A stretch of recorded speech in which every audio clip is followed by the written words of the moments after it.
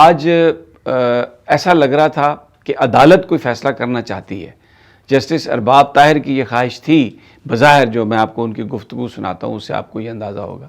لیکن لطیف کھوسہ صاحب نے التوا مانگ لیا.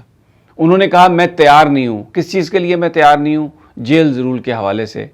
بھائی آپ اگر مقدمے کی آج سماعت ہے اور عمران خان صاحب کو آپ نے آ کے تو یہ کیس پلیڈ کرنا ہے کہ قوانین کے تحت ان کا یہ حق ہے کہ ان کو ان کا ذاتی معالج چیک کر سکے، وہ ایک ایسے ہاسپٹل میں ان کا علاج ہو جہاں پر تمام سہولیات میسر ہوں، تو تیاری تو اسی بات کی تیاری کر کے آنی تھی.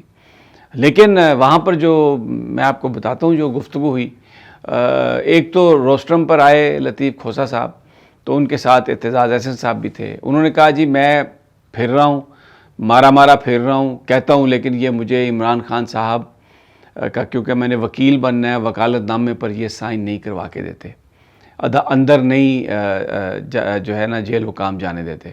اس پر جسٹس ارباب طاہر نے ایڈوکیٹ جنرل کو حکم دیا کہ ایک تو آپ یہ ان کا جو وکالت نامہ ہے عمران خان صاحب سے وہ دستخط کروائیں.